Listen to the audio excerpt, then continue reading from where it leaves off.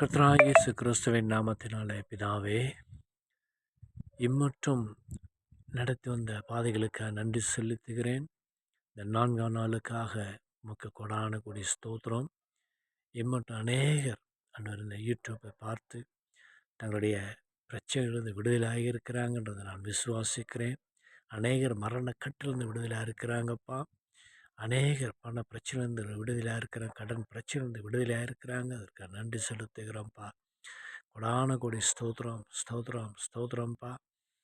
இயேசு கிறிஸ்து நாமத்தில் அப்பா, வருகிற நாட்கள் பொல்லாதவர்களாய் இருக்கிறபடியினாலே அப்பா, ஜனங்கள் யாவரும் தப்பித்து கொள்ள முடியாய் அவருக்கு உண்டான போக்கை உண்டாக்கும்படி இயேசுவின் நாமத்தில் ஜெபிக்கிறோம்ப்பா. ஆமென் தகப்பனே. வருகிற ஆமென் தகப்பனே, 2030 கொடிய பஞ்சம் வருகிறது என்று சொல்லி டிக்ளேர் பண்ணுறாங்க.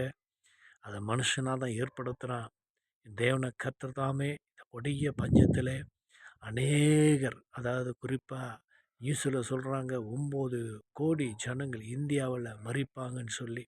இப்போ உலகம் எங்களை கணக்கெடுத்த எத்தனை கோடி ஜனங்கள். ஆமென். பஞ்சம் வருகிறது என்று சொல்லி வருகிற நாட்களிலே மக்கள் தொகை கூடி கொண்டிருந்தால் இவ்வளோ பேர்த்துக்கு எங்கே சாப்பாட்டுக்கு என்ன செய்ய முடியுன்ற கணக்கில் யோசித்து செய்கிறாங்க. ஆனால் படைத்த தேவன் யாவற்றை அறிந்திருக்கிறவர். அவருடைய கரம் குறுகிய போனது அல்ல. உங்கள் வாழ்க்கையில் எந்த பிரச்சனை இருந்தாலும், ஒன்றுமே இல்லாமல் இருந்தாலும் அது உருவாக்கி கொடுக்கிற ஒரு கர்த்தர். நம்ம ஒன்று இல்லாத இடத்துல தான் அவர் அற்புதம் செய்வார். ஒன்றுமே நடக்காத இடத்துல அவர் நடக்க பண்ணுவார். காரியங்களை வாய்க்க பண்ணுவார். அவரை சார்ந்து நிற்கும் பொழுது, அவரையே நாம் நம்பி நிற்கும் பொழுது கர்த்தர் ஒருபோதும் ஒருவரையும் கைவிட்டதே இல்லை. ஆமென். ஒருவரையும் அவர் கைவிட்டதில்லை. அவர் முழுமையாக நம்பி பாருங்க. உங்களை காரியங்களை அப்பாட்ட பேசுகிற மாதிரி அவர்கிட்ட பேசுங்க.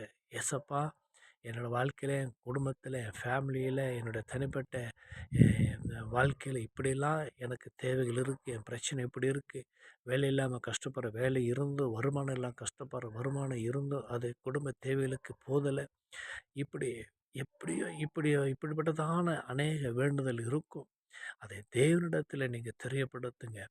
அதை கர்த்தரிடத்தில் தெரியப்படுத்தும் போது அவர் உங்கள் ஜெபத்தை கேட்டு உங்களுக்கு அதற்குண்டான பதில் உத்தரவை தருவார்.